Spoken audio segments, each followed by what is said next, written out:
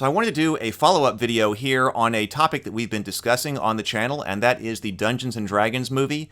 As you may know, a few months ago I did a video arguing that there should not be a, quote, Dungeons & Dragons movie, that you shouldn't try to carry a movie with that franchise name or label. My recommendation was what you do instead is try to develop one of the worlds that you play Dungeons & Dragons in. Now, there are multiple options, but I had recommended Forgotten Realms. Don't try to do a Dungeons & Dragons movie. Certainly don't try to do a movie where, players of the game at their kitchen table get sucked into the world or something like that. Down that path lies disaster.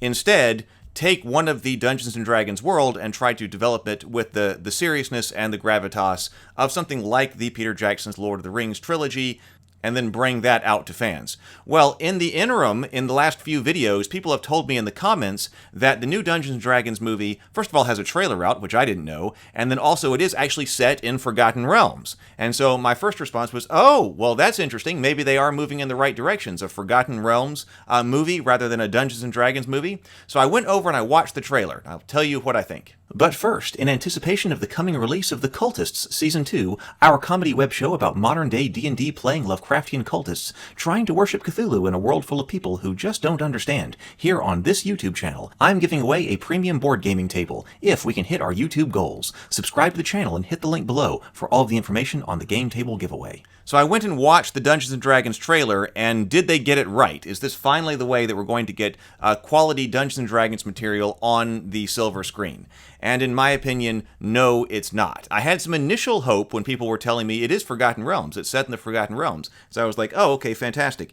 But then when I went and I watched the trailer, they found a different way to do it wrong. I suppose when I was talking about setting it in one of the campaign worlds and developing that, I was talking about doing that in a much more serious way. One of the weird things that I thought happened was the modern kind of music that was playing that instantly says that this is not a serious fantasy movie, in my opinion. So when I was talking about trying to develop Forgotten Realms or another one of the D&D worlds, I was talking about doing it as a very serious fantasy kind of effort that people could really dig into and that would satisfy people who were fans of those worlds and then also start to draw people in, either by doing it with a big bang kind of splash done right from the beginning as a film, or as something that, if it's going to be on television, something that could build. Now, that doesn't mean, as some people have pointed out in other videos, that you don't have to do the writing correctly and you don't have to do, the construction of the show correctly. Yes, I know that. You absolutely do, otherwise people aren't going to stick around. But, you could do it as something that was going to grow from season to season, because Game of Thrones, for instance, was not as big as it was in its final season, or its fifth season, however you want to call it, as it was in its first. My point is that it grew, so you could try to take that kind of strategy as well. But it looks like what they've chosen to do with this D&D movie is make it something very pop and try to be hip. It doesn't look like we're losing players in the world from their kitchen table, so that is definitely a plus. But when I saw that, it wasn't anything that made me want to go watch it. So it looks like one that I'm going to end up skipping here. I really think that the Dungeons & Dragons player base and the fans of the people, there are a lot of different novels set in Forgotten Realms, and all of that too. There's been a lot of just stories told in Forgotten Realms.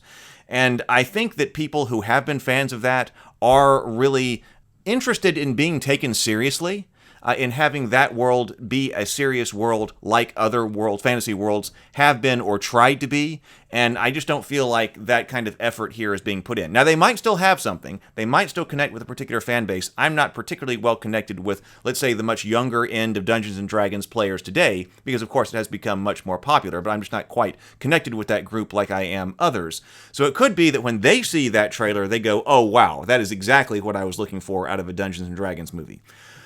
And it's possible, so it could hit with a group of fans and be very popular among them, but I don't think it's going to do what we want it to do in order to grow a franchise. Because as I was talking about in another video, how do you bring people in, at least according to my strategy, is that if you're going to have lore like that and you have built-in fans, that you want to be sure that those fans know that this TV show or movie is in good hands. You communicate with them. You do communicate with them about things that might be different, because the adaptation from one media to another is definitely always a thing. So you communicate with fans to say, well, when there's this part, but that it didn't carry over to this, so you're not going to see that. Like my example is always Tom Bombadil from the books to the movies. But you have to convince them that that property is in good hands. They all come out and see it, and then they go and tell all of their friends who aren't necessarily as deep into or at all deep into that particular fan base. But then you say, listen, I want to share this with you. This was fantastic. Let me show you why I really like this. Come to the movies with me or watch the TV show with me or something like that. And then it starts to grow from there.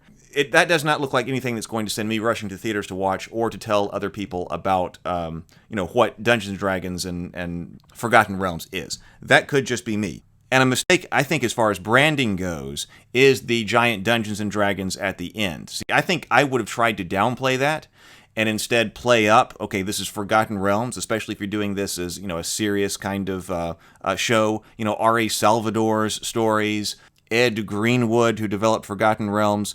Dungeons & Dragons is the game you play inside those worlds. It's not the thing itself. Now, I realize that's going to be a hard sell, and I think I talked about this in the other video as well. I realize that would be a hard sell to executives, potentially, because the big brand name is Dungeons & Dragons, so I understand why they want to have Dungeons & Dragons, right there at the end of the trailer with the modern styling of its logo and all of that. So they may be looking at it from flash in the pan kind of perspective, not necessarily the grow this into something larger perspective. I don't think the Dungeons & Dragons logo brand right there at the end is something that's going to be bringing in people who are outside of the game and want to see a fantasy movie. I think that they associate that with a game.